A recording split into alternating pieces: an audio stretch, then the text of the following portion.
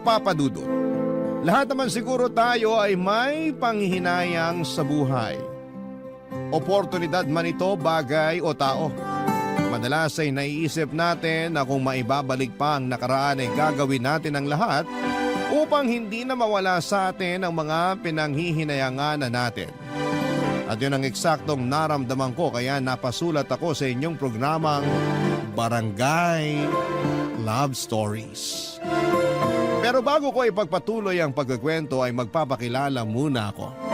Tawagin niyo na lamang po ako sa pangalang August, 31 years old at kababalik ko lang dito sa Canada netong taong 2024 upang magtrabaho. Hindi na dapat ako mag-abroad ulit pero desidido akong mabigyan ng magandang kinabukasan ng nag-iisa naming anak na si Fatima. Medyo huli ko nang na-realize na kailangan ko palang magdoble sikap lalo na nung naging tatay na ako. Palibas ay masyado akong kampante at bulakbol noong araw. Mabarkada kasi ako at malimit namin yung pinag-aawayan ng kinakasama ko. Hindi niyo ako masisisi. Nagulat kasi ako sa responsibilidad ng pagiging isang ama. At aminado kong hindi ko pa na-enjoy ang pagkabinata ko. Kaya naman naging easy-go-lucky ako sa relasyon namin ni Fatima.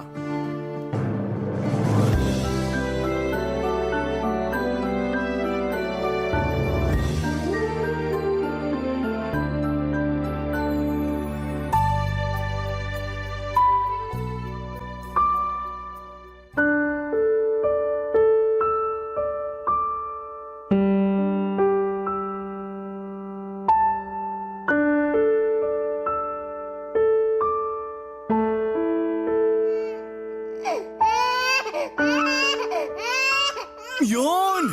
Galing! Panalo na naman kami. Grabe. Buti pumusta ako ng malaki. August, hindi mo ba naririnig yung anak natin? Kanina pa umiiyak ko. Tana anak. Halika, buhatin ka muna ni Mama ha. Ano ba naman yan, Fatima? Nagugulat ka naman. Oo. Sa boses ko nagulat ka pero hindi mo malang narinig ang iyak ng anak natin? Ayos ka rin ha? Kanina naman hindi umiiyak si baby. Kanina hindi umiiyak si baby. Ang sabihin mo kahit nakabaging tong anak natin sa kaiiyak, wala kang pakialam kasi nakatutok ka lang din sa cellphone mo. Grabe ka naman magsalita. Totoo naman ah. Bakit? Nasasaktan ka? Sino ba naman di masasaktan dun? Day off ko naman. Karapatan kong gawin ang gusto kong gawin kasi pahinga ako sa trabaho ngayong araw. Wow! Buti ka pa may karapatang magpahinga. Kumusta naman ako? Isusumbat mo na naman sa akin pag-aalaga mo sa anak natin? Malamang. Yan tayo eh. Kung makapagsalita ka, akala mo di natin anak yung inaalagaan mo. Hindi ako magkakaganito kung tinutulungan mo sana ako. Kaso hindi. Akala mo kung sino ka, senyorito? Baka nakakalimutan mo ha? 2 buwan pa lang tong anak natin, August. Hindi ko naman nakakalimutan yon. Tsaka tinutulungan naman kita sa abot na makakaya ko ah. Talaga ba? Hindi mo nga maalagaan ang anak natin ng ilang oras para makatulog man lang ako eh. Puyat na puyat kaya ako.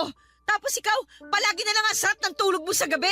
Siyempre, pumapasok ako sa araw. Anong gusto mo? Pareho tayong puyat? Ang sa akin lang naman, iparamdam mo naman sa akin na mahalaga ako sa'yo. Simula kasi nung mga anak ako, parang kung sino na lang ang trato mo sa akin. Parang katulong mo na lang at tagapag-alaga ng anak mo. Masyado ka namang OA. Hindi naman kita tinatrato ng ganyan ah. Hirap sa'yo, kinakawawa mo lagi sarili mo eh. Kawawa naman talaga ako ah. Diba? Hindi ba halata? Tingnan mo nga yung itsura ko. Hindi ko na magawang magsuklay o maligo man lang kasi nakatutok ako sa anak natin. Pahinga ko na sana yung araw na nandito ka, pero hindi ka rin maasahan. Kung minsan mas ikaw pang inaalagaan kaysa sa baby natin eh. Hindi ko nakasalanan kung di ka makapagsuklay o makaligo. Diskartehan mo yan, malaki ka na. Pwisit ka talaga! Oh, tingnan mo. Pati anak natin naiingayan na sa bunganga mo. Anak, hindi ako magbubunganga ng ganito kung may kusa ka lang. Ang kaso, para kang laruan na disusi eh. Nung nakaraan, kinumpara mo ako sa pakong dipukpok. Ngayon naman sa laruang disusi. Totoo naman eh. Bakit? Nasaktan ka ba, ha? Malamang. Akala mo sa aming mga lalaki, walang feelings? Sa'yo, oo. Kasi mukha kang nagmamanhid-manhidan. Kayamot ka naman eh. Alam mo, kung sisirain mo lang araw ko, mabuti pa. Punta na lang ako sa mga tropa ko. Sandali! Sandali lang! Sino may sabi sa'yo na aalis ka? Dito ka lang! At sinong may sabi sa'yo na mapipigilan mo ako? Isusumbong kita sa nanay mo pag umalis ka. Kaya kung ayaw mong masermonan, dito ka lang sa bahay natin. Pambihira naman. Ginamit mo pa si nanay. Talaga! O ayan, buhatin mo ang anak natin.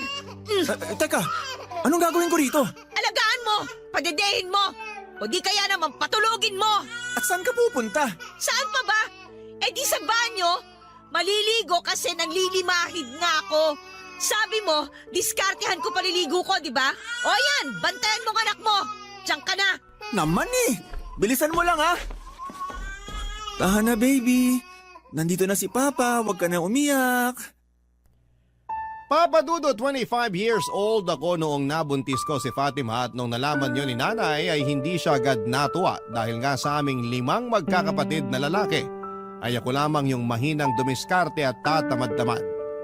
Kaya naman nag-alala ng husto ang nanay ko kung paano ko bubuhayin ang magiging anak ko. Wala naman akong trabaho noong nabuntis ko ang kinakasama ko. Buti na lang talaga at naawa sa akin yung isa kong tropa kaya pinasok ako bilang waiter sa parisan niya. Kaya sinabi ko sa nanay ko na pangangatawanan ko ang mag-ina ko. Pero dahil wala pa kaming sapat na ipon na pangbukod ay inuwi ko muna sa bahay si Fatima. Maayos po ang naging pagtanggap at pakikitungo ng nanay ko kay Fatima. Bagay na ikinatuwa at ipinagpasalamat niya. Palibhasa ay matagal na talagang gustong magkaanak ng babae ng mga magulang ko. Pero namatay na lamang ang tatay ko ay hindi yon natupad. Kaya nga itinuring ni nanay na parang tunay na anak si Fatima lalo na at ito lang yung manugang niya na tumira sa bahay namin. Kaya lang ay meron din palang disadvantage yun dahil kapag nag-aaway kami ni Fatima, siya ang laging kinakampihan ng nanay Ofelia ko, Papa Dudut.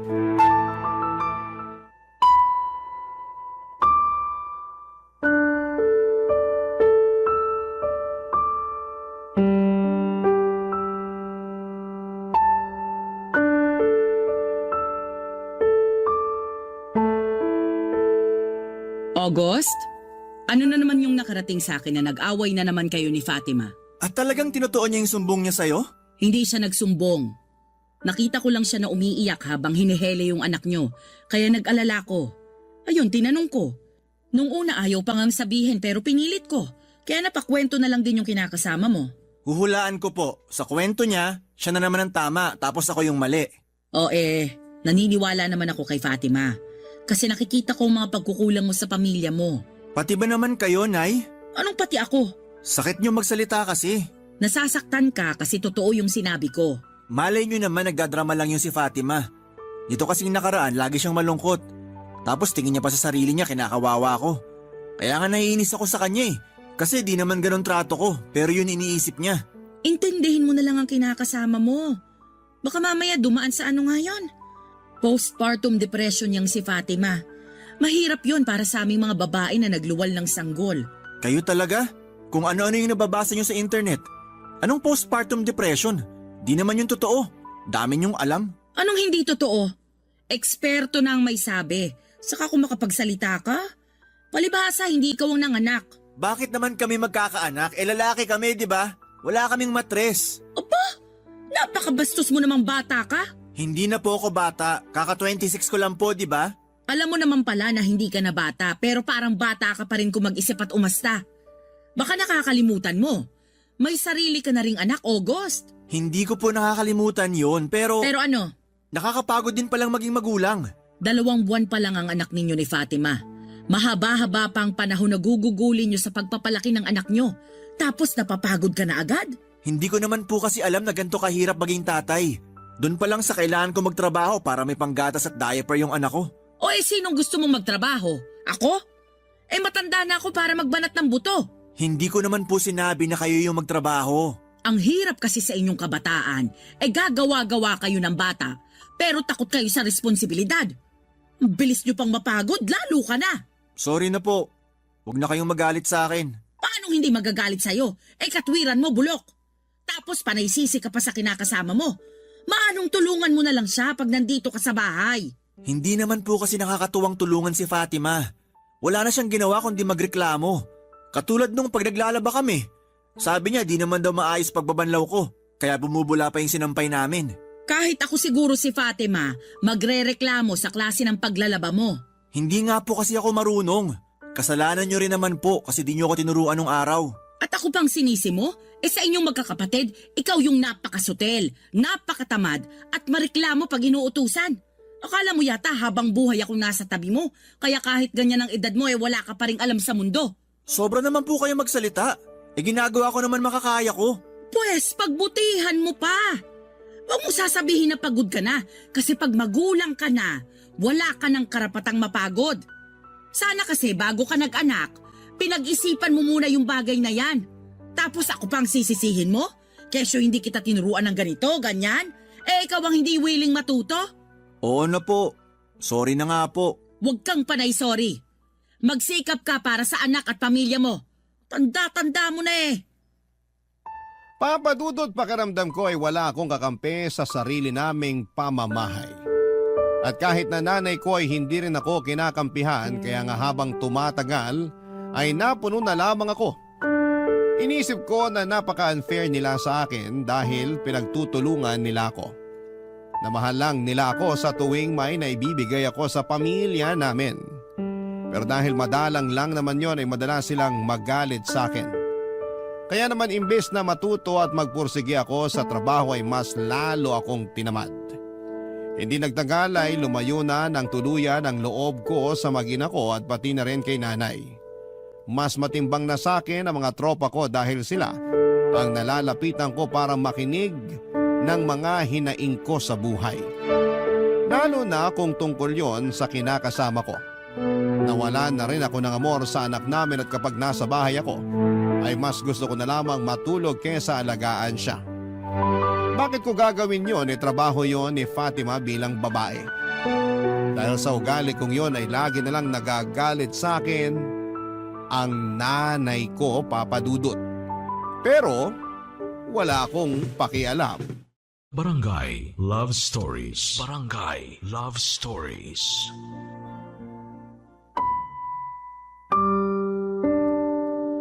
Papa Dudut, sa aming magkakapatid, ako lang ang hindi nakapagtapos ng pag-aaral. Choice ko naman yon kasi nahirapan ako sa college. Nakatungtong naman ako pero isang semestre lamang ay nag-back out na ako. Buti na lamang at graduate na lahat ng mga kuya ko noong namatay ang tatay kaya wala nang masyadong iniisip si nanay. Dalawa pa sa mga kapatid ko ang nakatira na rin sa ibang bansa. Yung panganay ay sa Canada at yung pangatlo ay sa Korea. At sila ang sumusuporta sa amin ng nanay ko bago ko nabuntis si Fatima. Kaya nga nasabi ko na nagulat talaga ako sa responsibilidad ng pagiging magulang dahil sa edad ko noon ay wala pang direksyon ng buhay ko. At ayos lang kung magtrabaho ako o hindi kasi may kinakain naman kami ng nanay ko. Kaya lang noong nagkaanak na ako ay nagbago na nga ang lahat. At hindi ko alam kung kakayanin ko pa dahil nga nami-miss ko na yung dati kong buhay na binata at walang iniisip na responsibilidad, Papa Dudut.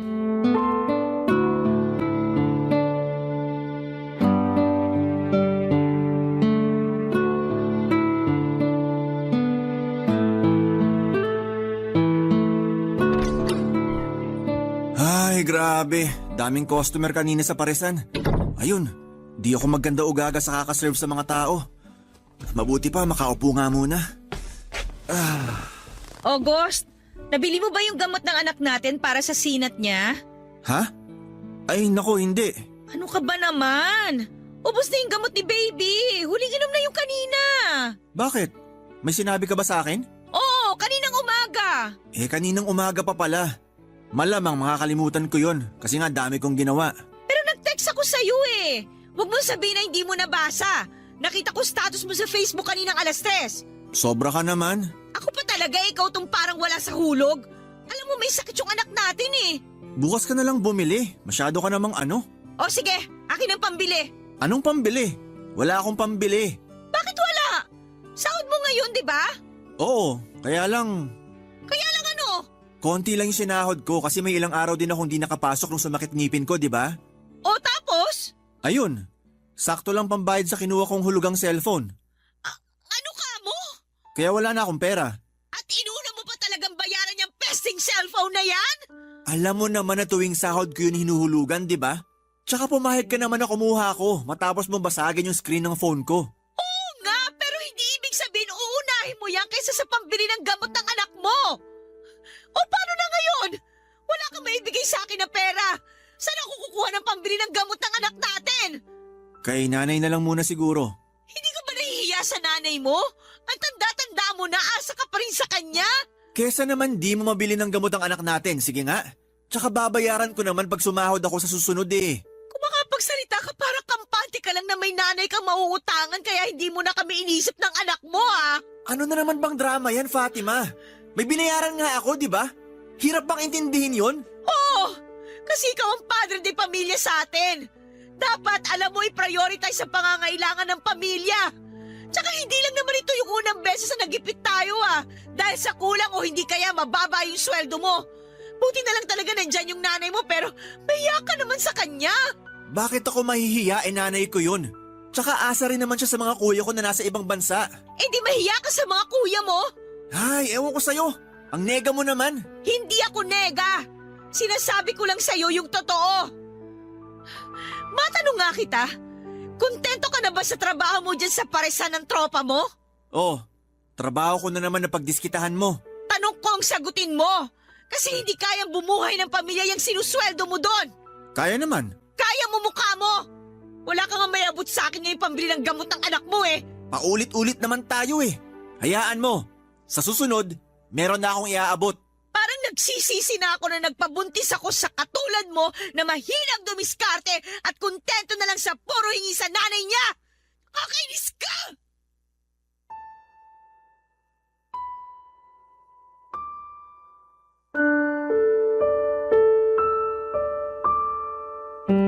Papadudot nagkakilala kami ni Fatima sa isang dating app.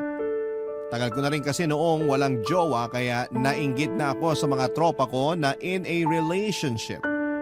Lagi kasi akong out of place pag nagsasama-sama silang may mga jowa kaya sabi ko sa sarili ko ay gusto ko na rin pumasok sa isang relasyon. Jowa lang talaga, wala pa sa isip ko ang magkaroon ng anak kaso'y nadisgrasya noong nagkainuman kami na magtotropa bilang selebrasyon ng pagkakaroon ko ng jowa.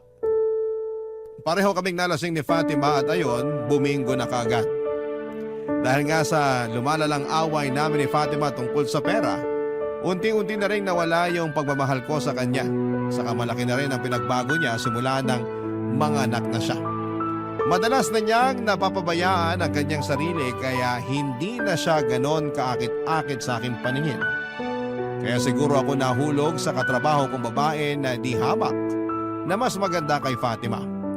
Kaso'y matalas ang pakiramdam ng kinakasama ko dahil nalaman niya ang kalokohan ko. At syempre sinumbong niya ako kaagad sa nanay ko, Papa Dudut.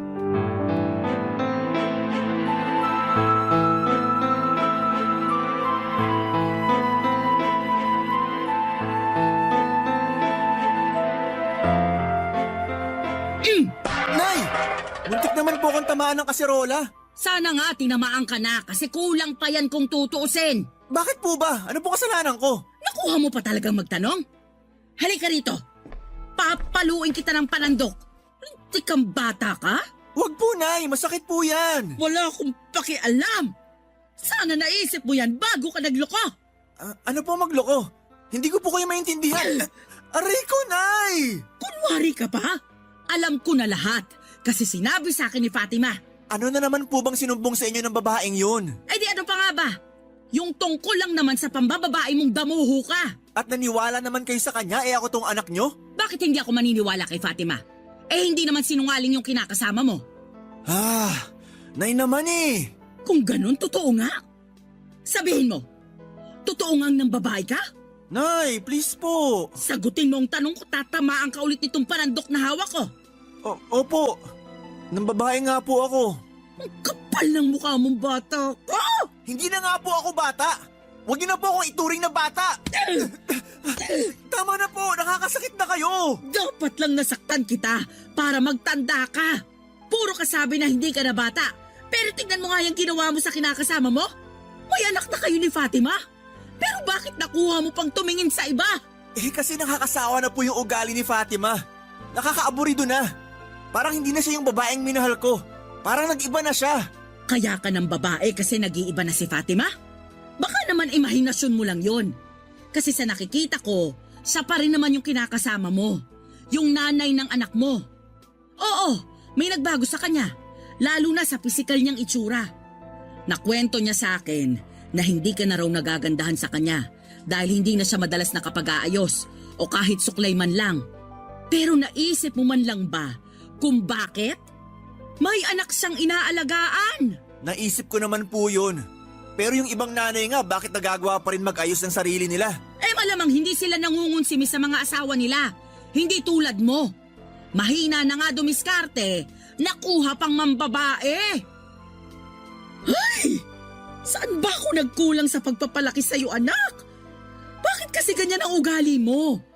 Bakit hindi ka nalang nagmana sa mga kuya mo na matitino at responsable sa mga pamilya nila? Yan na naman kayo. Kinukumpara nyo na naman ako kay na kuya. Kanino kita ikukumpara? Sa mga kapitbahay? Siyempre hindi po. Nagtataka lang ako kasi pare-pareho naman kayo ng gatas na ininom. Isa rin yung tubig na pinanligo ninyo. Ay, walang labis, walang kulang. Pero bakit parang sa'yo sumablay, anak? Ewan ko po. Basta yun yung nararamdaman ko. Ayoko na kay Fatima kaya nagawa kong tumingin sa iba. Ganun na lang yon? Hahayaan mo na lang masira ang pamilya nyo dahil lang sa ayaw mo na? Kesa naman po pilitin pa natin. Wala rin naman patutunguhan. Ay, napakasinto-sinto mo talaga kahit kailan. Papadudot na galit ako ng husto kay Fatima dahil sa pagsusumbong niya sa nanay ko.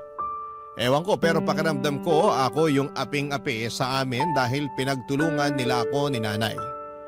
Kaya nga ininsulto ko lalo ang kinakasama ko at mas pinamukha ko sa kanya kung bakit ko nagawang tumingin sa iba. Hindi nga nagtagal ay tuluyan na akong umalis sa bahay namin para makisama sa babae ko dahil mas ramdam ko sa kanya ang concern at pag-aalaga sa akin. Alam ko na marami sa inyo ang madidismaya at sasabihin na baka karmahin ako. Kaya nga pagkalipas ng 3 buwan ay nangyari ngayon nang manlalaki naman ang babaeng pinalit ko kay Fatima at hindi nagtagal ay iniwan na rin niya ako. Noong naging mag-isa ako ay nakaranas ako ng depresyon kaya kinapalang ko ang mukha kong umuwi sa pamilya ko. Kaso hindi ko naabutan sa bahay namin ang mag-ina ko dahil sinabi ni nanay na umalis na raw si Fatima Papadudut at umuwi sa kapatid niya para doon na manirahan kasama ang anak naming 2. Barangay Love Stories. Barangay Love Stories. Papadudot doon ko po na-realize na sobrang lungkot pala na mag-isa sa bahay namin habang wala ang mag-ina ko.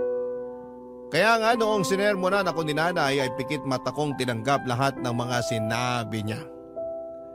Tama naman kasi siya dahil naging pabaya akong padre di pamilya at malaki talaga ang pagkukulang ko kay Fatima at sa anak namin.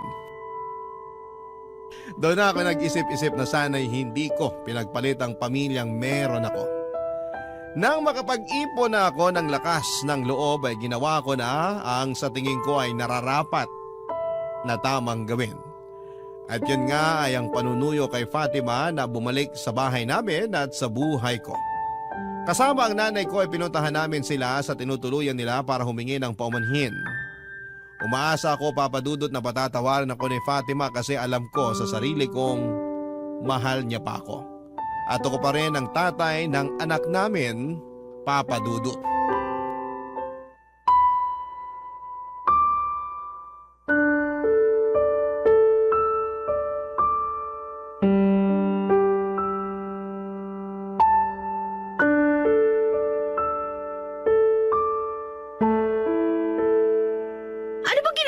Dito?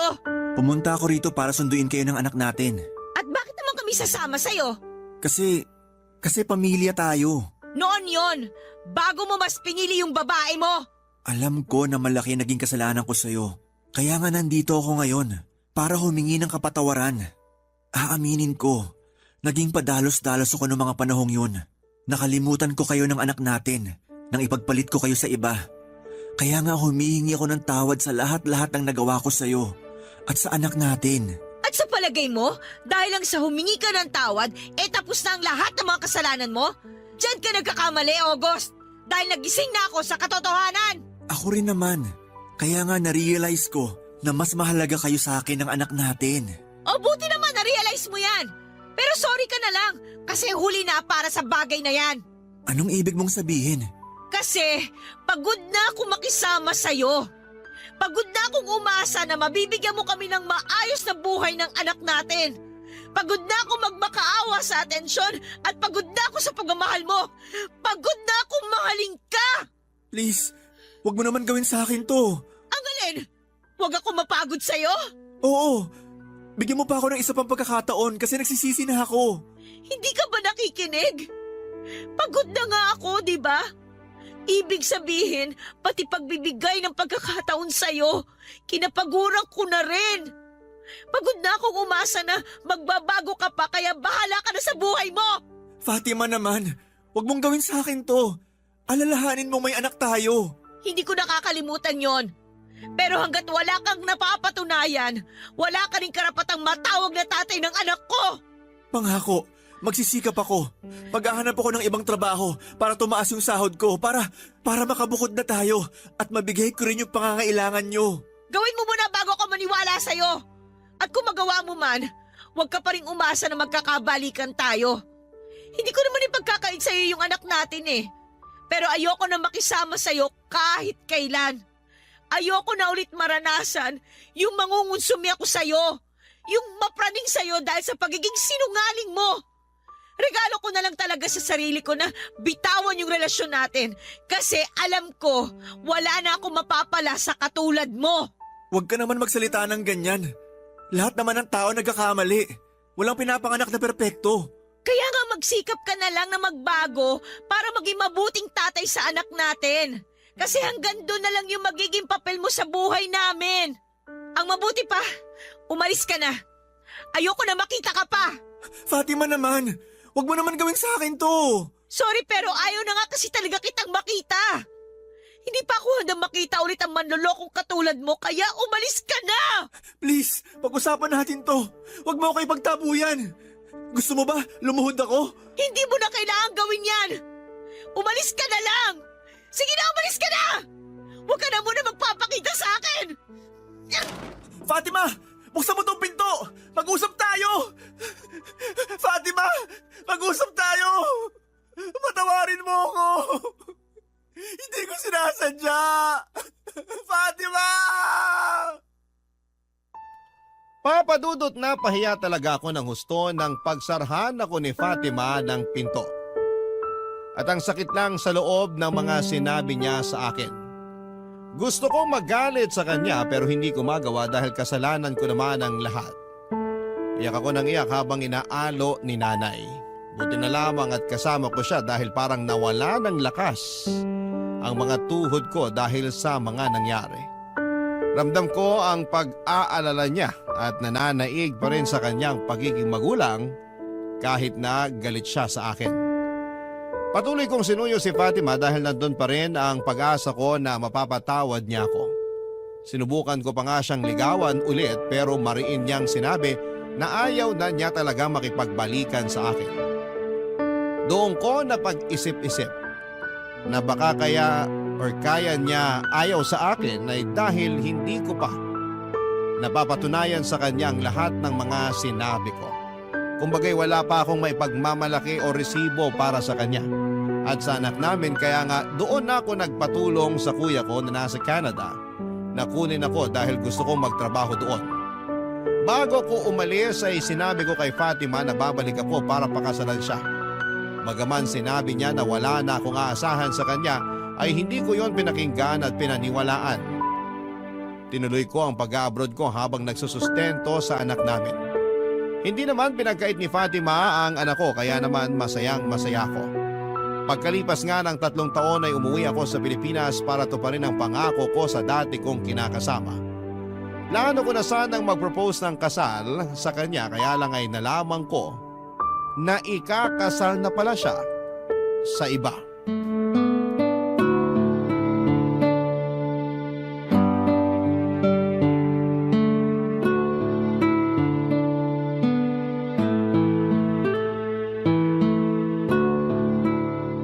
Naku, ang bongga naman itong invitation na to. Good morning po, Nay. Ay, good morning din anak. Ano po yung hawak nyo? Ito ba?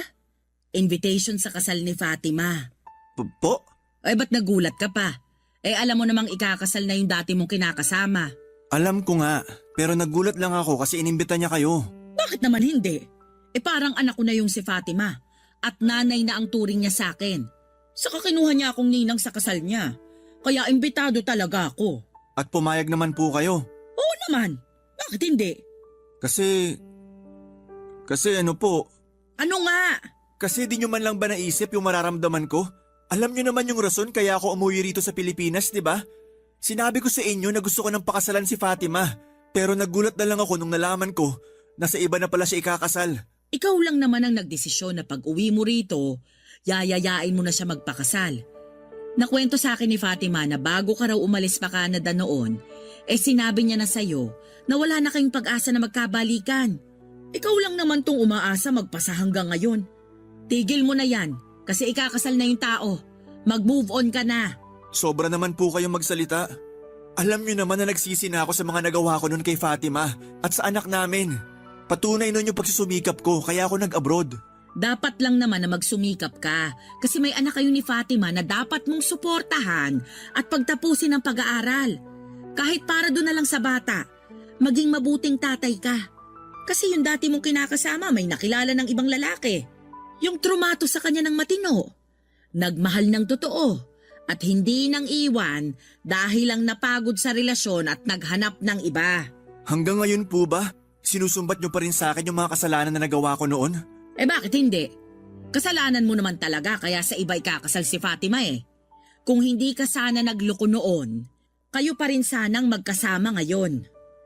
Ay, sa totoo lang, nalulungkot ako nung nagka-boyfriend si Fatima.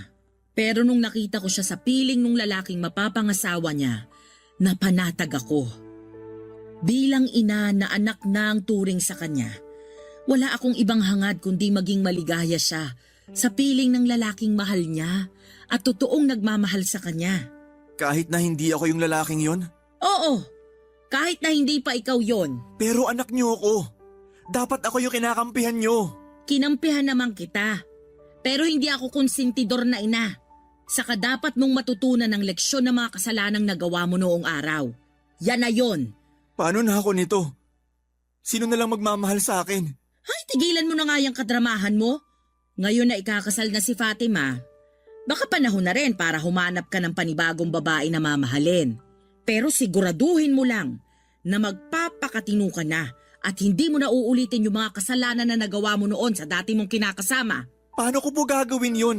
Mahal ko pa nga si Fatima. Pero hindi ka na nga mahal ni Fatima.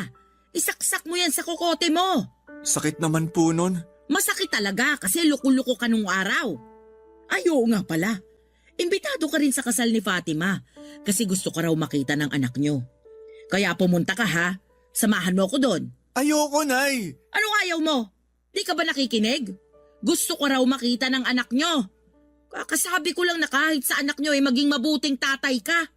Ay naku, kahit kailan napakapasaway mo. Papadudot kahit na ayaw ko at labag sa loob ko ay pinilit pa rin ako ni nanay na dumalo sa kasal ni Fatima. Masaya naman ako kasi nakita ko yung anak namin pero mas nanaiglang talaga sa akin yung matinding inggit at panghihinayang lalo na nung tuluyan ang ikasal sa ibang babaeng pinakamamahal ko. Akala ko sa mga nobela o pelikula lang mangyayari yung ganong bagay pero meron din pala sa tunay na buhay. At ang masasabi ko lang ay sobrang sakit.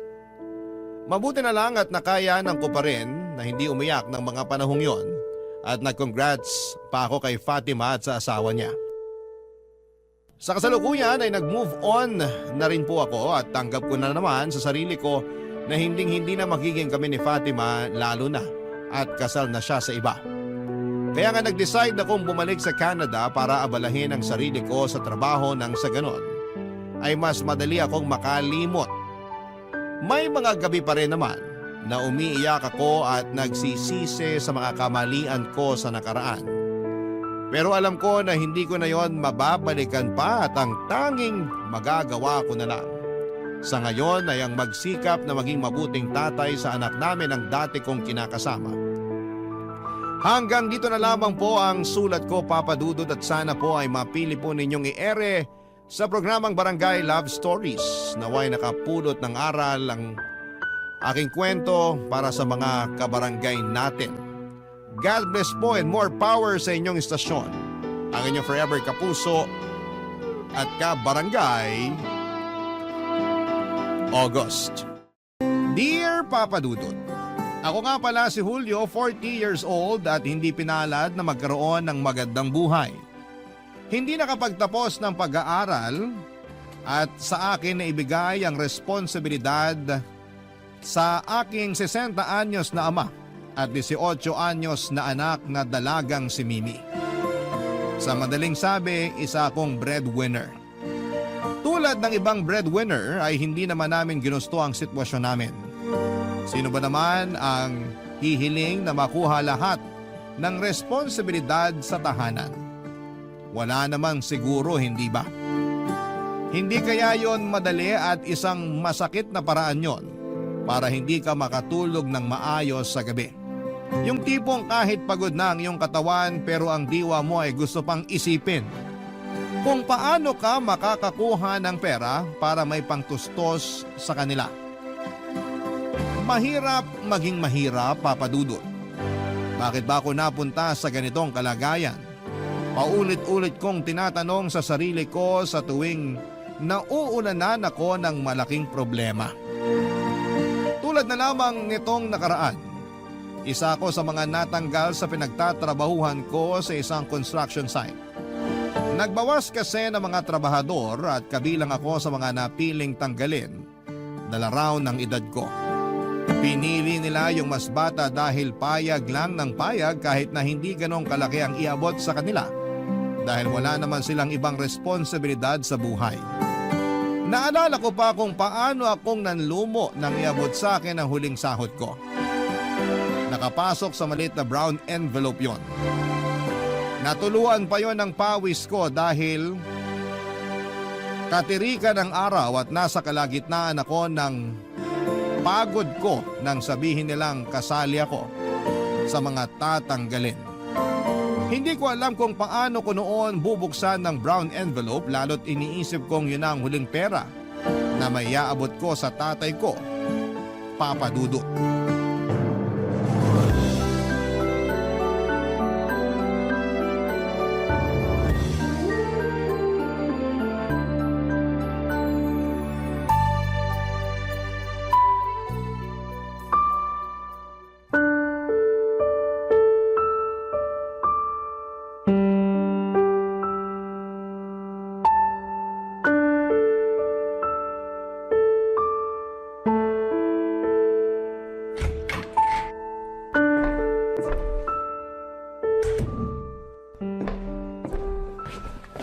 Tay? Mimi? Julio, nakauwi ka na. Kanina ka pa namin hinihintay ng dalaga mo. Nagluto na ako tayo ng 2 beef noodles saka nakapagsaing na rin po ako. Kain na po tayo! Noodles ulit ang ulam? Yun na lang kasi ang nadampot namin sa kusina. Balak naming lutuin yung sardinas pero naisip namin na mas maganda kung babaunin mo na lang yun sa trabaho mo bukas. Ay, lutuin niyo na po. Pangdagdag sa ulam natin ngayon. Eh paano po yung baon niyo bukas? Wala na akong trabaho. Kaya hindi na kailangan ng baon. Hala tay, paano na tayo? Huwag kang masyadong malungkot dyan, Mimi. Kilala ko ang tatay mo. Madiskarte yan. Makakahanap agad siya ng trabaho. Hindi ba, Julio? Madiskarte nga po pero kulang naman sa swerte. Talo rin ako, tay. Huwag mo munang isipin yan. Ang mabuti pa, kumain na muna tayo. para may lakas ang utak mo na makapag-isip kung paano didiskarte ng panibagong trabaho. Lumalala na naman ang ubo niyo kahit hindi naman taglamig. May natira pa ba kayong gamot? Naubos na po nung isang araw yung gamot ni Lolo, Tay. Bakit hindi niyo man lang sinabi sa akin, Tay? Mimi, sa susunod na mauubusan ng gamot si tatay, ikaw dapat ang unang magsabi sa akin. Nasamid lang ako. Hindi ko kailangan ng gamot. Parang ang yung mga gamot ang nagpapahina sa baga ko eh. Halika na, kumain na bago lumamig tong noodles. Mimi, tumakbo ka saglit sa butika. Ibili mo ang lolo mo ng gamot para sa ubo niya. Hindi na kailangan. Huwag po matigas ang ulo, Tay. May huling sahod naman po akong natanggap. Huling sahod mo na nga yan eh. Kailangan tipirin. Kailangan mo rin yan habang naghahanap ng trabaho. Hayaan mo na ako. Nalamigan lang siguro ang likuran ko dahil nababad ako sa electric fan kanina habang nagpapahinga. Pero Tay, Mamaya na lang po natin pag-usapan kung anong gagawin sa ubo ni Lolo at sa huling sahod po ninyo, Tay. Kumain po muna tayo. Maupo na kayo. Ilalabas ko na po yung noodles at saka kanin. buksan mo na rin yung sardinas. Mas praktikal kung bukas na lang po natin yun bubuksan. May natira pa namang 2 itlog eh. Iahalo ko po yun sa sardinas para sa agahan natin at baon niyo po kung maghahanap po kayo ng trabaho bukas. O sige, bahala na. Pakuha na rin ako ng tubig, anak. Ay, opo Tay. Saglit lang po. Ayos ka lang ba anak? Ang problemahin na lang po muna natin, Tay, yung ubo nyo. Ayos lang ako.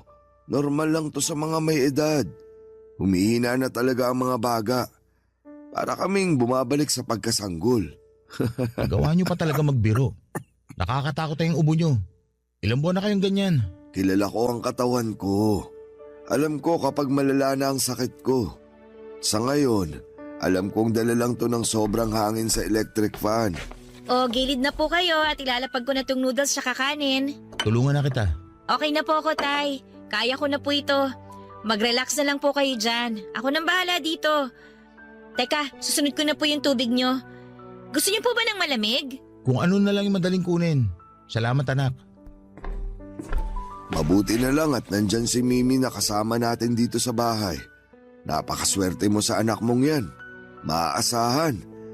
Hindi na gaya sa ibang kabataan ngayon na puro pagsa-cellphone ang inaatupag. Pasalamat din ako, Tay, dahil ginabayan yung anak ko habang nagtatrabaho ko.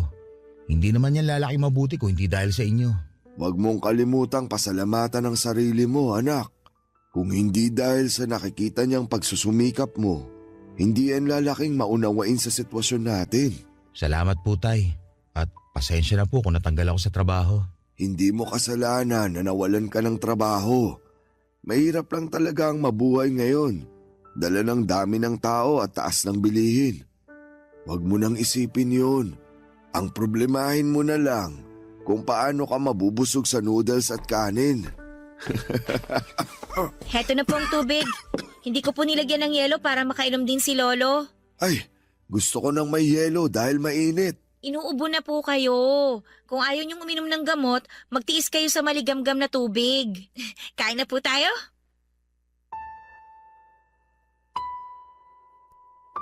Pinangunahan ni Mimi ang pagdarasal bago kami kumain.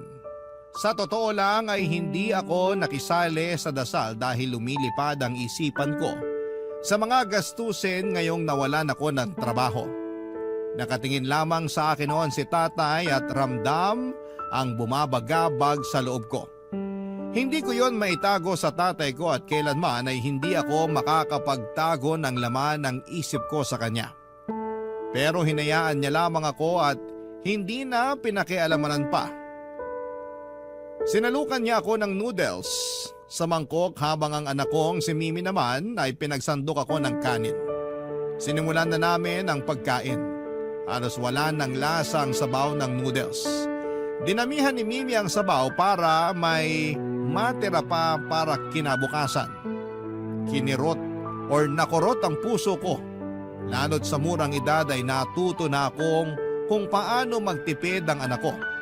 Hindi lang dahil yon ang dapat kundi dahil alam niyang mahirap kami at wala kaming ibang magagawa.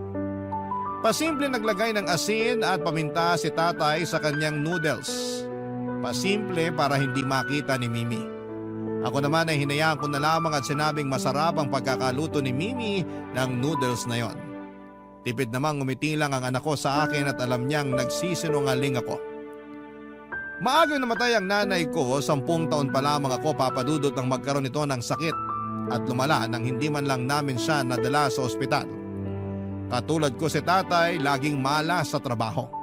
Laging natatanggal sa trabaho. Kaya siguro yon ang naipasa sa akin. At ipinagdarasal ko na hindi yon sapitin ni Mimi. Kaya lahat ay ginagawa ko para hindi siya mapahinto sa pag-aaral tulad namin ni tatay. Gusto kong putulin ang kamalasan sa amin ni tatay para hindi na yon umabot sa aking dalaga. Nang matapos kaming kumain ay niligpit na ni Mimi ang pinagkainan namin. Nagpaalam na rin si tatay para magbasa ng luma at naninilaw na dyaryo na paulit-ulit niyang binabasa bago matulog. Habang ako naman ay nagpahangin sa labas habang bit-bit ang baso ng tubig ko. Maya-maya pa ay nilapitan ako ni Mimi at alanganin na kinausap ako. Papa Dudut.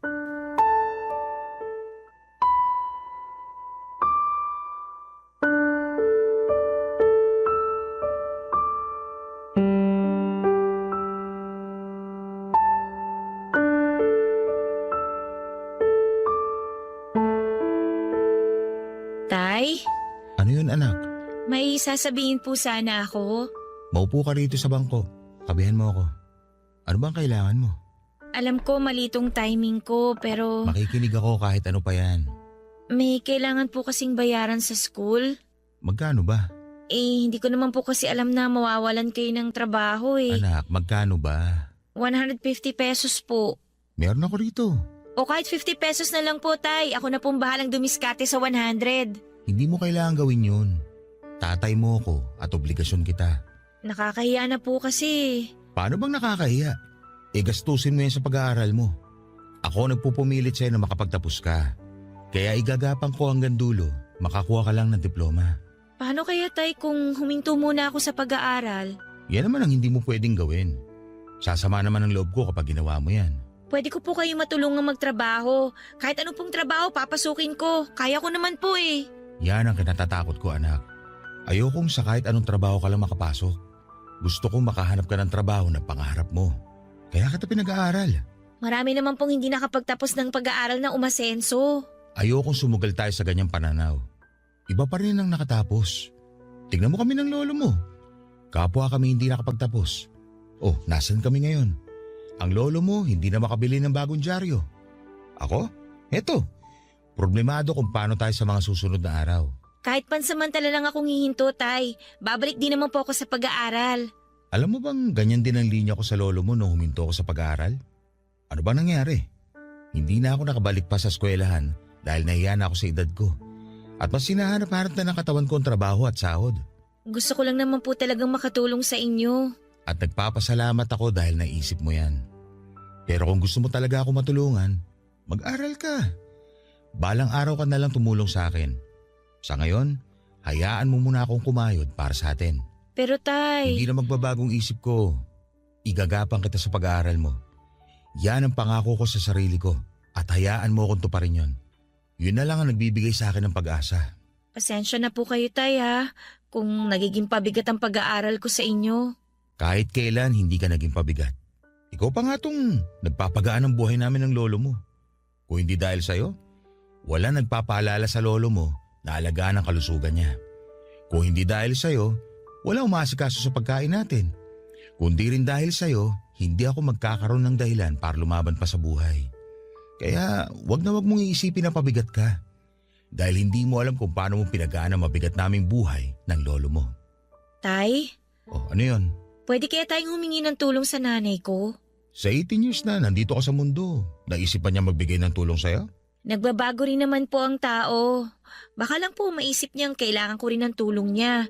Lalo na po kapag nalaman niyang sitwasyon natin. Kung gusto niyang tumulong, sana dati pa. Subukan po natin, Tay. Ako na lang po yung kakausap. Ayokong maranasan mo ang naranasan ko sa kanya. Ayokong ipahiya ka niya at itanggi sa bagong pamilya niya. Hindi ko makakayanan yon, anak. Pero paano naman po ako? Anak din naman niya ako ah. Sa perpektong mundo, ituturing kanyang anak. Pero wala tayo sa ganong mundo. Ito ang totoong mundo natin. Tinakasan tayo ng nanay mo at yun ang kailangan natin tanggapin. Oh, siya, matulog ka na. Mamaya iiwan ko sa mesa ang perang kailangan mo. Huwag mo nang problemahin kung saan ka kukuha ng pera. Ako ang dapat gumagawa nun.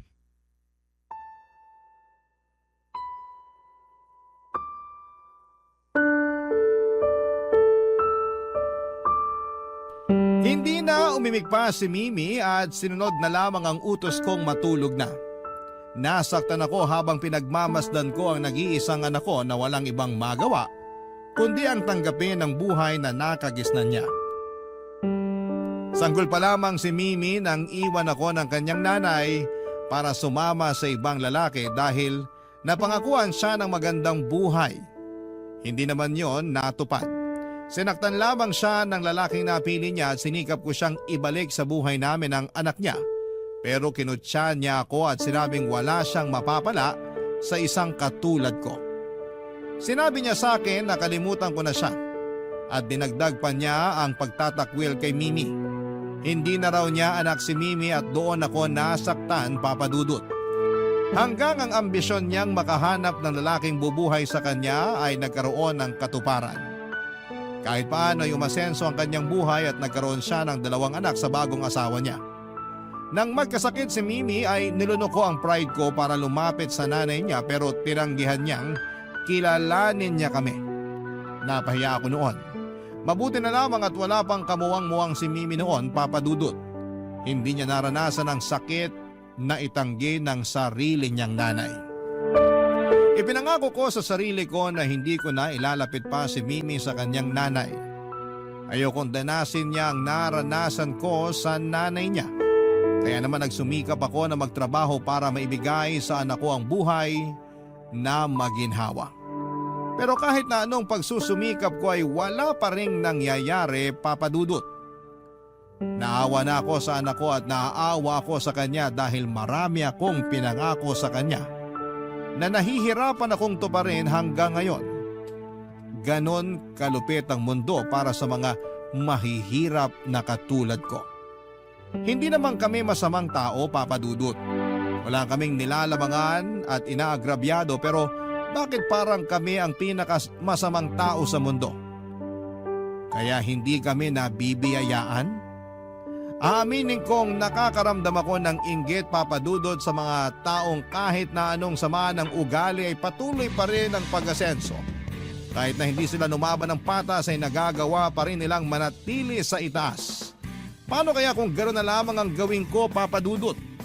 Masisisi ba ako ng Diyos kung yun ang buhay na piliin kong gawin sa mga panahong yon, Papa Dudut? Barangay Love Stories. Barangay Love Stories. Walang bakante. Ito po ang mga paulit-ulit na nababasa ko sa mga karatula. Wala raw bakanteng trabaho at nakakapanglumo. Nalukot at nabasa na ng pawis ko ang biodata na hawak ko pero hindi ko pa rin ito na ipapakita isa man sa mga natitipuhan o kaya ay pwedeng tumanggap sa akin sa trabaho. Puro na lang walang bakante. Buong araw na akong nag-iikot at tubig lang at ilang piraso ng candy ang sumasaklolo sa akin sa tuwing nangihina na ang aking katawan. Pamaypay ko na rin, Papa Dudut, ang biodata na hawak ko. Panlaban sa init ng panahon. Hindi ko na alam kung may tatanggap pa sa akin o may magbubukas man lang ng pintuan dahil sa itsura ko. Basang-basa at nanlilimahid na ang suot kong t-shirt at halos mapudpud na rin ang tsinelas na suot ko. Hindi ko na nga rin maintindihan pa ang amoy ko. Magkahalong amoy ng pawis ko at amoy ng mausok na kalsada ang nakayakap sa mga balat ko. Nakakahiya na tuloy lumapit at dumikit sa mga tao. Bandang 6:00 na ng gabi nang maupo ako sa gilid ng isang karinderya. Nagkasya na lamang ako sa pangsamyo ng mga amoy ng ulam sa tuwing binubuksan ng mga customers ang takip nito. Sinasabayan ko yon ng pag-inom ng tubig. May dala naman akong pera pero natatakot akong gastusin yon Lalo't wala naman akong ipapalit doon dahil wala pang kasiguraduhan kung makakahanap ako ng trabaho sa araw na yon. Alam kong oras na para umuwi. Pasarado na ang mga construction sites at pasarado na rin ang ibang mga grocery o hardware na pwede kong pagtrabahuhan. Susubok na lamang ulit ako bukas. Nagdasal ako saglit na sana ay swertehin na ako kinabukasan. Pagkatapos noon ay naglakad akong muli papunta sa paradahan ng jeep pauwi sa bahay. Gusto ko sanang maglakad pero hindi na kaya ng tuhod ko. Baka bumigay na rin ang tsinelas ko. Tumayo na ako sa pagkakaupo at saka nagsimula ng umabante. Nasa kalagitnaan ako ng paglalakad nang biglang may matabig ang paa ko. Pagtingin ko sa sahig ay nakita ko ang itim na wallet. Lumakas ang kabog ng dibdib ko. Napatingin ako sa paligid at walang ibang nakatingin sa akin dahil abala rin sa kanilang mga sarili ang mga tao. Dinampot ko kaagad ang wallet at doon ay may ilang daang piso at ilang barya akong nakita. Napangiti ako. Yun na kaya ang sagot sa ipinagdarasal ko, Papa Dudut.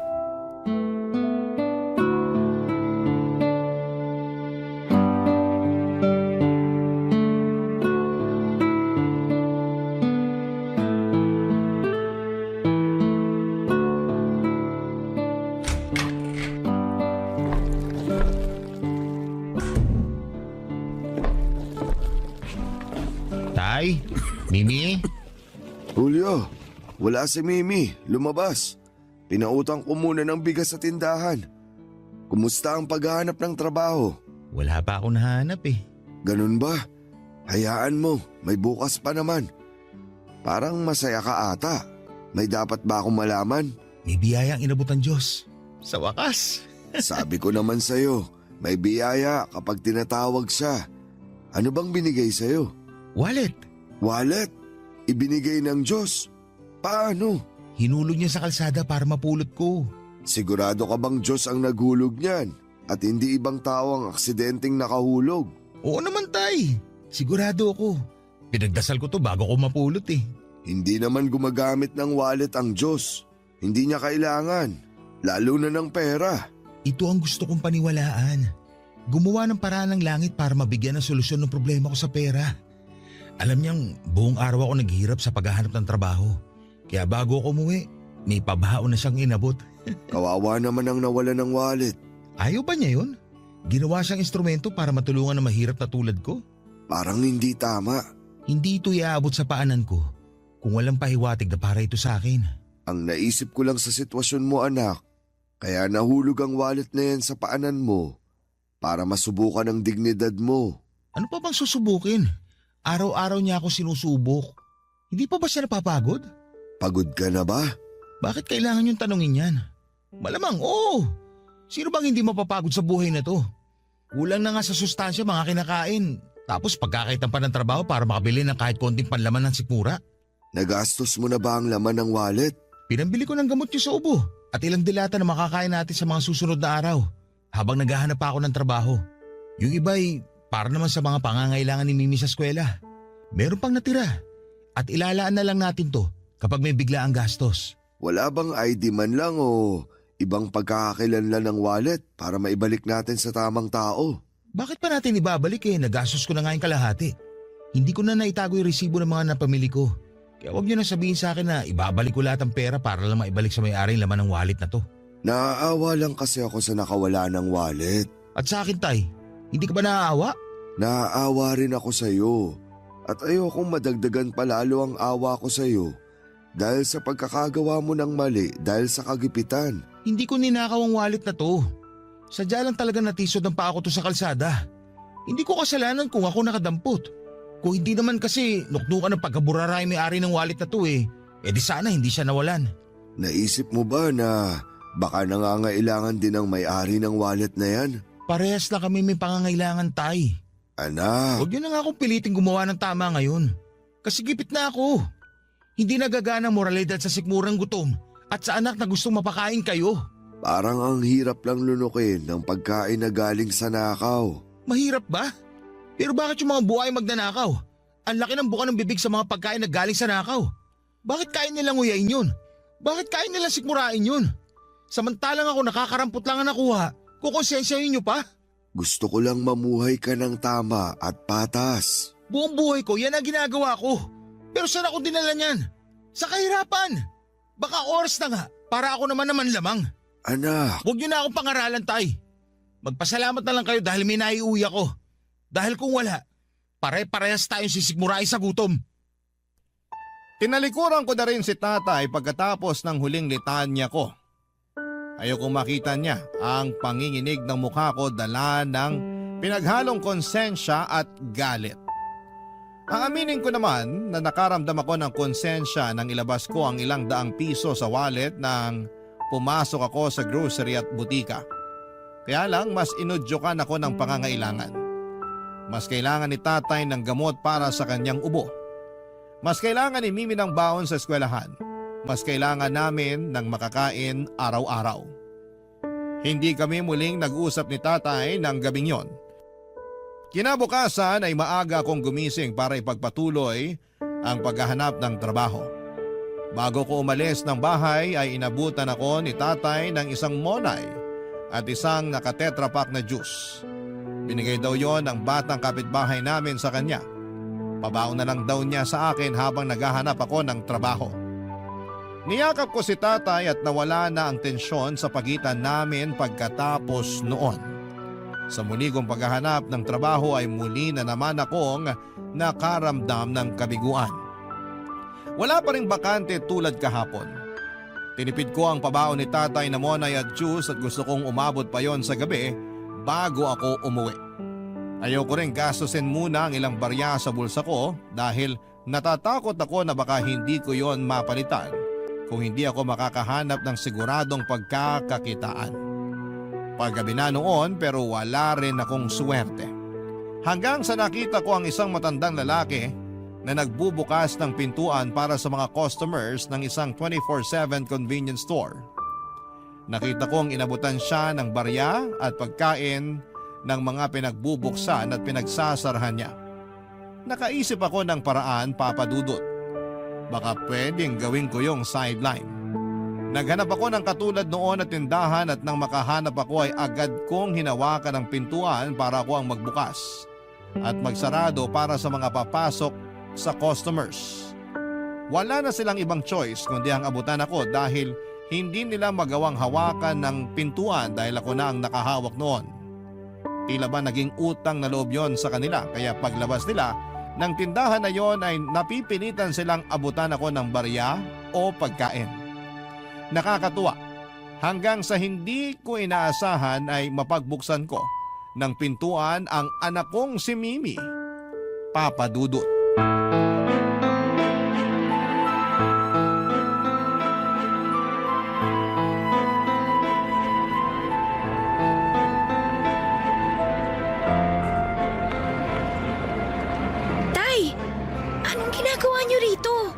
Ikaw, anong ginagawa mo rito? Paggabi na. Kanina patapos ang klase mo dapat. Nagpaalam po ako kay Lolo na may bibilin ako saglit. Kayo po, bakit kayo nagbubukas ng pintuan ng convenience store na to? Dito na po ba kayo nagtatrabaho? Parang ganun na nga. Paano po parang ganun na nga? Ano bang bibilhin mo rito? Alam mo namang mahal dito. Bakit hindi ka na lang bumili sa mga tindahan malapit sa bahay natin? Dito lang po kasi may nagbebenta ng kailangan ko ng ganitong oras eh. Ano bang kailangan mo? Tay, sagutin niyo po muna yung tanong ko. Tumabi ka nga muna rito sa gilid at naharangan mo yung mga customer na papasok. Dito po ba kayo natanggap na magtrabaho? Magkano po papasahod nila sa inyo dito? Bibigyan po ba nila kayo ng uniform? Wala akong uniform. Eh magkano po ang pasahod nila? Hindi nila ako pinapasahod. Tumabi ka sabi. Baka masita ka ng guard pati ako madamay. Tay, ano bang nangyayari talaga? Ano ba tong ginagawa nyo? Pinagbubuksan ko ng pinto ang mga customer. Tapos binabayaran kayo? Inaabutan lang ako ng barya o pagkain ng mga customer. Kung sino man yung makonsensya at maawa. Hindi kayo totoong empleyado dito? Ang dami mo namang tanong anak eh. Imbis na marami na akong kita ngayon, inaharang mo pa. Pasensya na kayo, Tay. Gusto ko lang naman kasing malaman kung bakit kailangan nyo tong gawin eh. Dahil kailangan natin ng pera. Yun lang. Wala po ba kayong nahanap na ibang trabaho? Hindi pa ba trabaho ang tawag sa ginagawa ko? Hindi naman to permanenteng trabaho, Tay. Wala namang permanente sa mundo eh. Eh paano kapag nahuli kayo ng mga empleyado sa ginagawa nyo? Bawal po yan. Paanong bawal? Ang dami nang gumagawa nito. Nakikigaya lang ako. Huwag po nating gayahin yung mali. Anong mali sa ginagawa ko? Tumutulong pa nga ako sa mga customer na maraming bitbit at hindi mabuksan ang mabigat na pinto. Hindi ko naman sila pinipilit na abutan ako. Kusa lang lahat ang bigay nila sa akin. Nakita mo itong mga barya ko? Galing lang to sa mga ilang customer na pumasok na. Wala pa akong 3 oras na nagbubukas ang pinto ah. Paano pa kaya kapag ginawa kong 8 oras to? Saka heto oh, may mga pasobra silang pagkain na binibigay na lang sa akin. Tutal, nandito ka na rin naman. Isabay mo na to pa uwi mamaya. Mamili ka rin ang gusto mong baon sa school. At yung iba, iwan mo na lang para sa lolo mo. Baka pumapagalitan kayo ng guard, Tay. Trabaho niya itong magbukas ng pinto para sa mga customer. Paano siya magagalit eh? Binabawasan ko na nga ang trabaho niya. Magbantayin na lang siya sa loob dahil baka manakawan pa sila. Tay! At pagka uwi mo, ayoko mababanggit mo to sa lolo mo. Nagkatampuhan na kami kagabi. Ayoko maulit pa yon. Ano po bang pinagtalunan ninyo? Hindi na mahalaga yon. Sa amin na lang ng lolo mo. Tay, total mukhang nakarami na naman kayo. Baka naman gusto niyong umuwi na tayo. Kulang pa to para sa akin. Mas marami pang dadagsang customer mamaya at lalo't uwian dyan sa katapat na opisina. Hihintayin ko sila. Ikaw umuwi na. Baga pa ang pasok mo bukas. Tay! Anak, sumunod ka na lang pwede. Hindi na ako natutuwa na magpaliwanag sa'yo kung bakit ganito lang ang ginagawa ko para kumita ng pera para sa atin. Kala mo ba madali to para sa akin? Nakapangliliit pero wala akong magawa kasi kailangan natin ng pera. Umuwi na tayo, Tay. May awa ang Diyos. Bukas makakahanap ka rin ng trabaho. Makakahanap? Ilang walang bakante na karatula nang hinahampas sa akin ng kapalaran mula pa noong isang araw. Yun ba ang awa?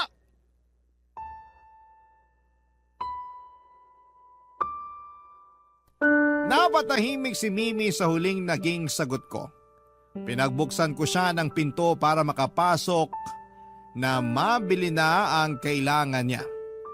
Hindi ako halos makatingin sa loob ng convenience store habang andon si Mimi. Nanliliit ako na makita ng anak ko na nasa ganong desperadong sitwasyon ako.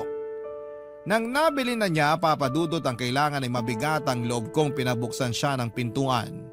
At mas lalong bumigat ang loob ko nang abutan niya ako ng biskwit bilang kabayaran sa pagbukas ko ng pintuan para sa kanya.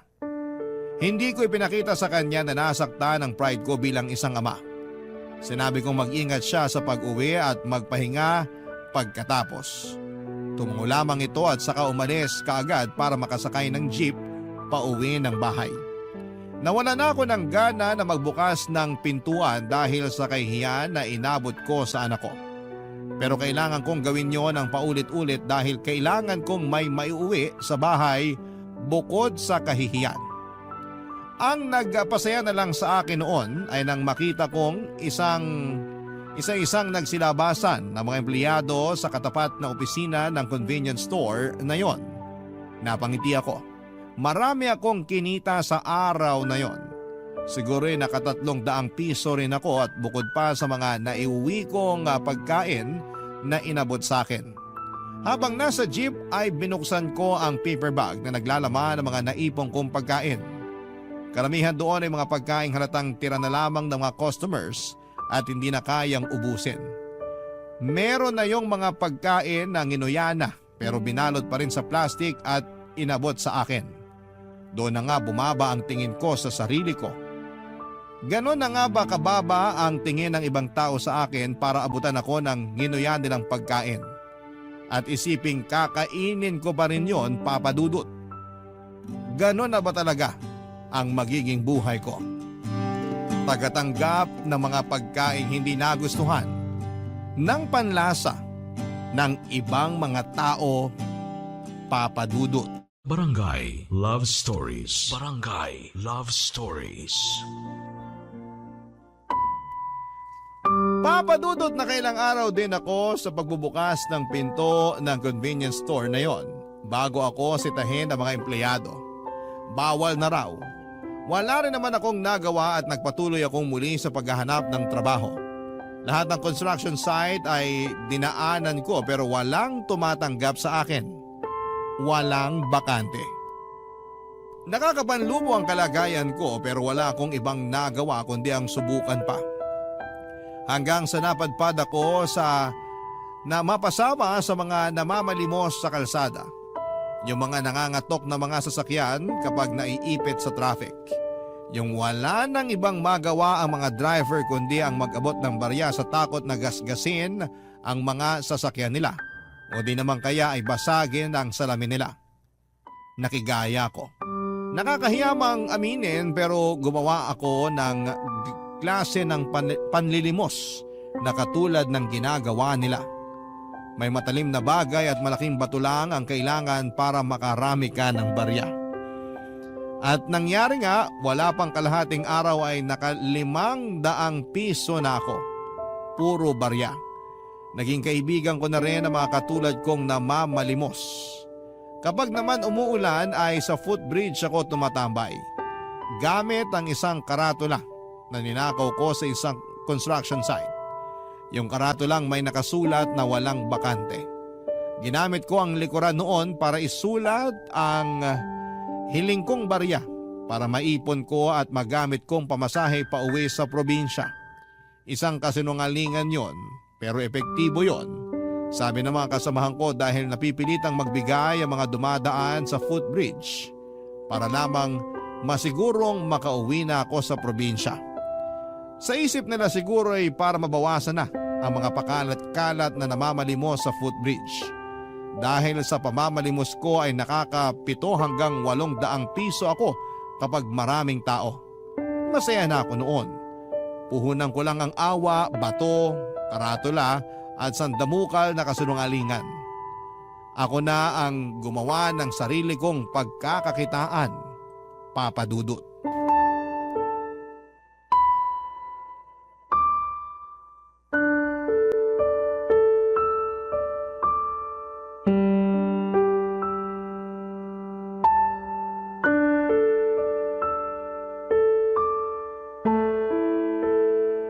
Bumili ako ng igadot lumpia sa karinderya. Pagsaluhan na natin bago lumamig. Mukhang nakahanap ka na ng trabaho ah. Opo, tay. Malaki rin ang kita kaya nakabili na ako ng karne sa wakas. Kumain na tayo. Saan po kayo nakaharap ng trabaho? Diyan lang sa isang construction site. Tagabuhat ng simento. Utusan minsan para bumili ng pananghalian ng mga boss. Meron po palang ganong trabaho dun? Kakilala ko kasi yung foreman. Kaya gumawa na lang ng trabaho ko para maipasok lang ako. Kumain na tayo. Natatakam na ako sa karne. Ngayon lang ulit masasayaran ng karne ang bituka ko.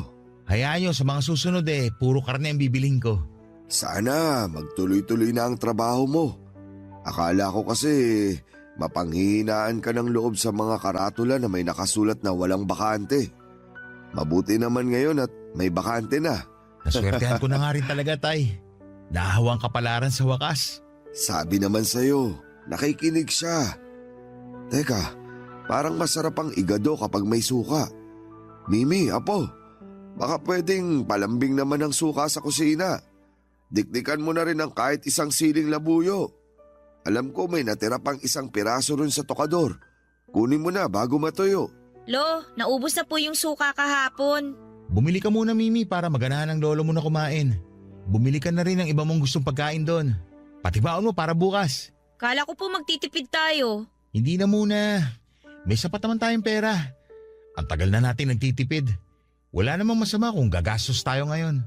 Mukhang maganda talaga ang pasahod sa'yo sa bagong trabaho mo, anak. Nakakatuwa naman. Hindi na natin kailangang magkasya sa noodles lang. Hindi na natin kailangan tubigan ng marami ang noodles para lang magkasya sa ating tatlo. Salamat sa Panginoong Diyos. Oh, heto na, Mimi, yung perang pambili. Hihintayin ka namin makabalik saka tayo sabay-sabay nakakain. Sige po, akin na po yung pera. Teka, at bibilangin ko muna. Bakit puro barya? Yan ang binayad sa'yo sa construction? Ako na lang ang nagpabarya nito.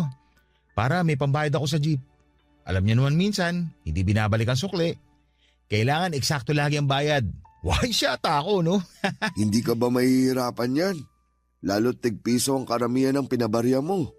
Mabigat yan sa bulsa ng shorts mo. Sanay naman na ako, tay. Saka ayos lang to. Minsan kasi kapag bumibili rin ako sa mga tindahan, wala silang panukli kapag buo. Kaya mas magandang barya na lang lagi ang iaabot ko. Sa bagay, Katulad nung tindahan dyan sa tapat natin. Pagkasungit-sungit ng tindera. 50 pesos na buo. Nagmamaktol pa kapag babaryahan. Tama lang yung naisip mo, anak. Bakit po marumi yung mga barya, Tay? Hindi nyo man lang ba chinek muna bago nyo tanggapin? Sobra naman yung mga nagbarya sa inyo. Parang walang galang sa pera at sa inyo na rin mismo. Kasalanan ko to anak.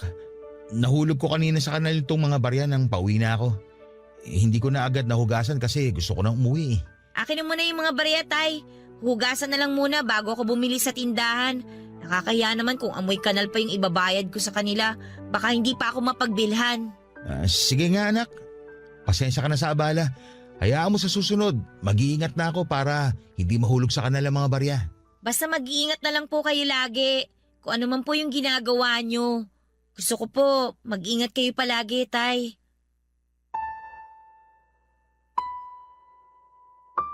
Malaman ang pagkakasabi at pagkakatitig ni Mimi sa akin. Hindi ko ngayon natagalan, napatingin ako agad sa mga barya at nagkunwaring binibilang ang mga yon makaiwas lamang sa kanya. Hindi ko rin sinagot ang sinabi niya at pagkatapos kong maiayo sa mga barya ay inabot ko na yon sa kanyang mga palad papadudot. Tinulungan siya ng kanyang lolo, hinugasan nila yon sa lababo. At pagkatapos ay nagpaalam na si Mimi para bumili ng mga kailangan niya. Naiwan kami ni tatay sa mesa at pinagmamasdan ang mga pagkain. Napangiti ako pero may halong pait. Alam kong galing sa pagsisinungaling ang pinambili ko ng mga hinaing ko sa mesa. Alam kong nakakahalata na rin si Mimi pero ayaw niya lamang magsabi. Ewan ko lang kay tatay kung nakaramdam na siya ng mali o masyado siyang nasisilaw sa mga masasarap na pagkaing inuuwi ko sa kanya. Kaya hindi na niya kayang pagtuunan ng pansin kung bakit bigla kaming nagkakaulam ng karne. Sa paglipas nga ng mga araw, pinagpatuloy ko pa rin ang pamamalimos. Nananakot pa rin ako ng mga sasakyan na naiipit sa traffic para sa pilitan akong abutan. Nagbubukas na rin ako ng mga tubig sa sasakyan or nagbubuhos na rin ako ng tubig sa mga sasakyan at nagkukunwaring nililinisan ko. Alam kong naiinis na sila pero wala silang magawa dahil mas malaki ang magagastos nila kapag hindi sila magbibigay sa akin. Natutunan ko lahat ng yon sa mga kapwa ko na mamalimos. Minsan ay nakausap ko ang mga kasamahan ko. Nalaman ko sa kanila na tulad ko noon ay lumalaban din daw sila ng patas. Pero hindi naging patas ang batas para sa kanila. Kaya wala silang ibang nagawa kundi ang ipaglaban na lamang ang sarili nila at makigaya sa kasamahan namin. Naintindihan ko sila, andun na rin kasi ako. Lagi akong may dalang karatula na naglalaman ng iba't ibang mga kasinungalingan. Una nga ay yung kailangan ko ng pamasahe pauwi ng probinsya. At yung isa naman ay ang pagpapanggap ko na nasa ospital ang asawa at anak ko. Hindi ako nakaramdam ng konsensya habang ginagamit ko ang mga karatulang yon. Maliban na lamang sa isang maulang Biyernes, kung saan ang taong laging nagpapaalala na meron akong konsensya ang lumapit sa akin, Papa Dudut.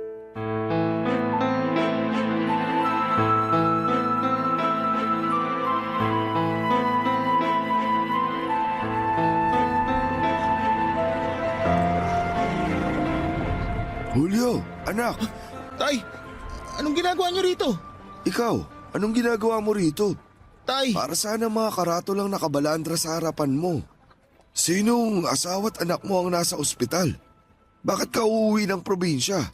nasan si Mimi, Tay? Nasa bahay, pinabantay ko ron. Huwag niyo ako isusumbong sa kanya. Ayokong bumaba lalo ang tingin niya sa akin. Siya nga mismo ang nagsabi sa akin tungkol sa ginagawa mo. Alam niyang dito ka nakapwesto sa footbridge sa hapon tuwing umuulan. At alam niyang sa kalsada ka sa umaga. Wala akong ginagawang masama. Hindi pa ba masama tong panluloko sa kapwa mo? Ako lang ba gumagawa nito? Marami kami. Bakit ako lang nadidigdig dito? Pero bakit kailangan mong sumali sa karamihan? Kasi sila lang yung nakakaintindi sa sitwasyon ko. Naiintindihan naman kita, anak. Paano niyo ako naiintindihan? Lagi nyo nga pinaparamdam sa akin na mali ako sa mga pinipili kong pagkukunan ng pera eh.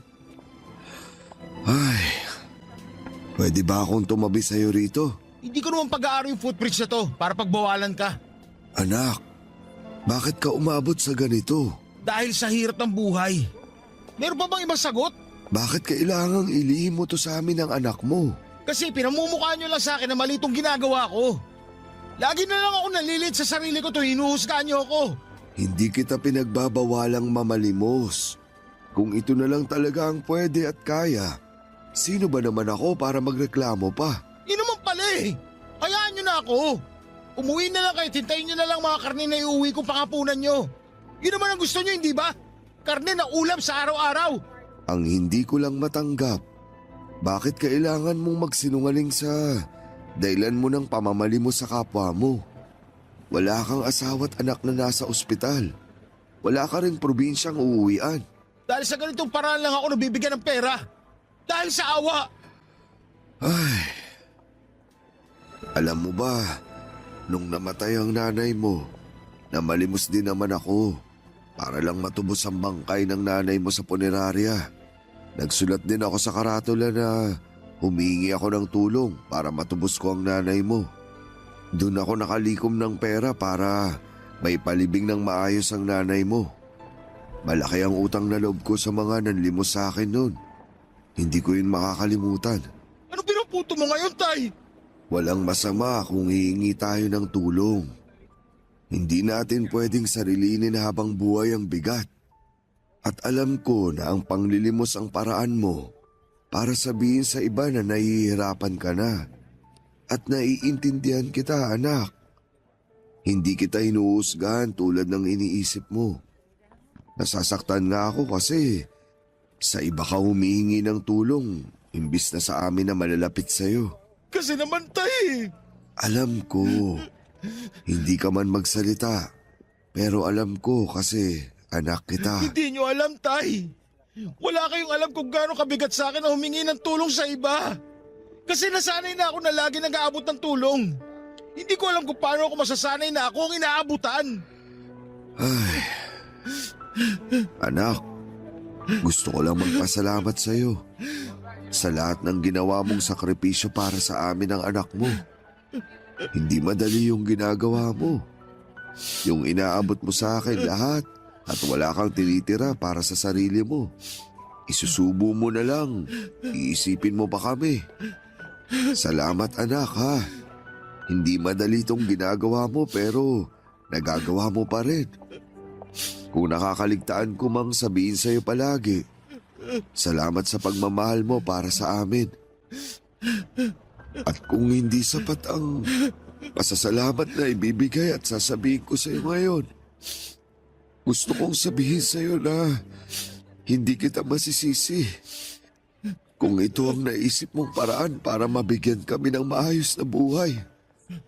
Kahit sinong ilagay sa sitwasyon mo, gagayahin ka rin. Huwag kang mag-alala, anak. Hindi kita hinuhusgahan. Sa totoo lang, hinuhusgahan ko ang sarili ko dahil hindi ko man lang naipaglaban ang buhay na nararapat para sa iyo nung bata ka. Kasalanan ko kung bakit ka umabot sa ganito. Kung nagsumikap lang ako lalo noon, hindi mo kailangang magsulat ng mga kasinungalingan sa mga karatula. Maambunan ka lang ng barya. Pasensya ka na, anak. Pasensya ka na talaga. Tuluyan ang napaiyak si tatay habang hawak ang mga karatulang ginawa ko. Inalalayan ko siya para hindi bumagsak sa pagkakaupo niya. Doon ay niyakap niya ako. Nagkaiyakan kaming dalawa at tinanggap namin ang kahinaan namin ng mga oras na yon. Hindi ka talaga makakapagtago ng kahihiyan mo sa mga taong mahal mo. Pagkatapos noon ay inaya na akong umuwi ni tatay Papadudot. Itinapon ko na rin ang karatula ko. Ayoko nang gamitin yon para manloko ng ibang tao at totoong wala namang masamang humingi ng tulong sa iba. Pero mali na hahaluan mo ng pangungonsensya at kasinungalingan para lamang maabutan ka. Tuluyan ko nang tinalikuran ang pamamalimos, Papa Dudut. Ang mga naipong kong barya ang siyang ginamit ko para maging pamasahe para makalayo sa lugar namin at makahanap ng trabaho.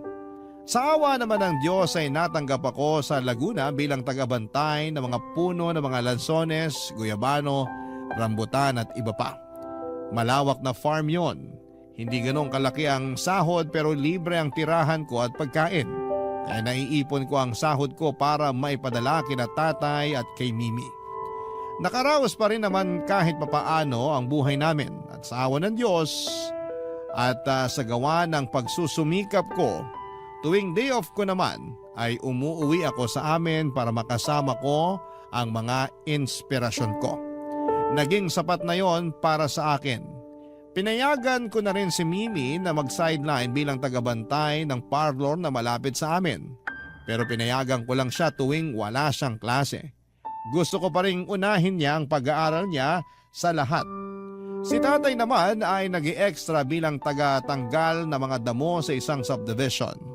Hindi nila magawang tanggihan si tatay dahil naaawa na rin sila dala ng edad at kabaitan nito. Mas naging maayos na ang buhay namin lalo't naisipan naming magtulong-tulong at hindi lang umasa sa kaya kong ibigay. Masaya na ako sa kapalaran ko, Papa Dudut. Hindi man ganong kalaki ang nakukuha naming pera pero sumasapat naman ang mga kinikita namin yon. At alam naming napaghirapan namin ang perang yon. Hanggang dito na lamang po ang aking liham. Sana po ay nakapaghatid ako ng aral at ng pag-asa sa lahat ng mga tagapakinig ng inyong number 1 radio station sa Barangay LS 97.1. Muli ako po ay lubos na nagpapasalamat sa inyo. Ang inyong forever kapuso at kabarangay, Julio.